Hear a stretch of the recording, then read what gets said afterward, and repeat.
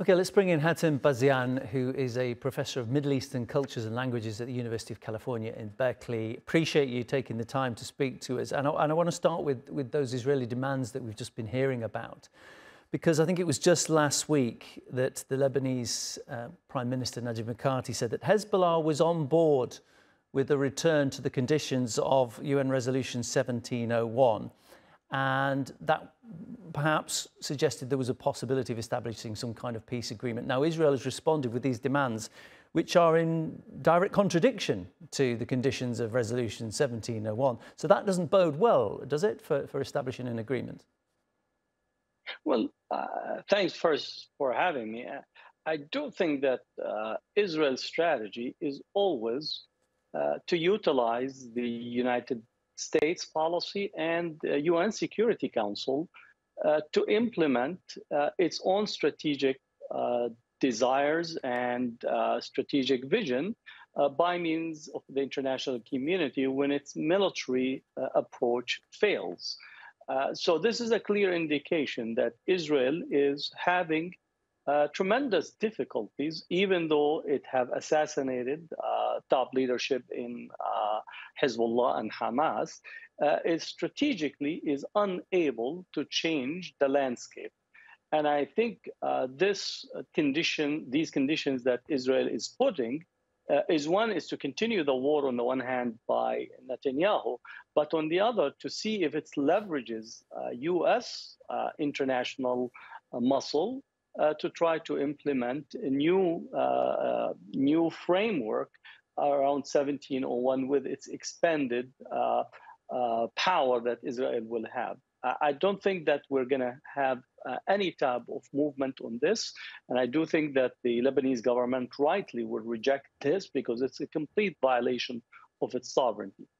On the broader issue of UN Security Council resolutions, Israel is the last country in the world to actually ask for the implementation of any Security Council resolutions, considering that it stands in clear violation of almost every aspect of UN resolution, whether from 181, 194, 242, and a whole host of other resolutions. And this is the dynamics that we are looking at. You talked about sovereignty there. I'm just trying to think, maybe you can remember a case in history. What sovereign nation would accept a hostile country being granted control over its airspace? Because that's essentially what Lebanon would have to do, to give Israel control over its own airspace. I mean, it's a pretty rational expectation, isn't it? Well, sometimes when you have to deal with issues pertaining to Israel, you have to set logic aside and history aside. Because everything pertaining to Israel demands, policy, and conduct contravenes every aspect of not only the letter of the law, but the spirits of the law, international law we're speaking. Here's Israel that actually killed UN staff in Lebanon. It actually killed UN staff in Gaza, in the West Bank. It have already killed almost 200 different journalists on the scene. UNRWA facilities have been completely decimated, yet we are to step aside and actually allow Israel to be the sovereign over Lebanon, especially with its superior air power that has been granted to it by the United States.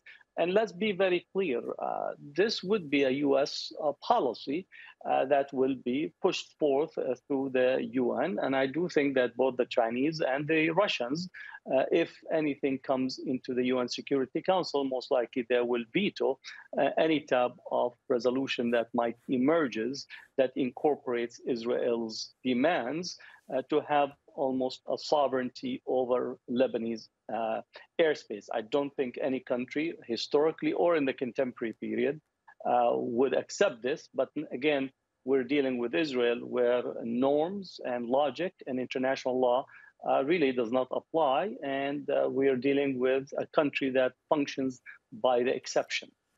I just want to talk about also Israel's attacks on what's believed to be Hezbollah's financial institutions, Hezbollah funded. I mean, normally when a country takes issue with a financial organisation, these are not combatants, remember, effectively banks. Normally they invoke sanctions, some way of trying to cripple that organisation and stop the transfer of funds. Israel's bombed them. I just wondered what you make of that. Well, Israel's strategy has always been to attack civilian infrastructure, civilian targets, in order to actually create a pressure, population pressure, a civil society pressure to achieve its goals and strategic demands by trying to create the conditions on the ground among the civil society, among the population, to the extent that they will turn on Hezbollah and they turn on the broader resistance movement. And as we see historically, this has been a complete failure. And if anything, the Israelis are trying to exert maximum pain and punishment on the civilian population. It's almost identical to the approach that has been put in place in Gaza. The complete destruction of every aspect of the civilian infrastructure, from hospitals to schools to universities to water purification center to bakeries. These are, while it's spoken of as being financial centers in terms of Lebanon, banks, and so on, it is really trying to undermine the viability of a civil society and to try to see if the civil society, the population, will turn on Hezbollah. That's at least the strategy. The broader element is also to weaken the Lebanese state itself to the extent that it becomes more susceptible to US pressure, European pressure, but also regional actors that are interested to actually bring back Lebanon into the way that they would like it to be and within the broader normalizations of the region as a whole.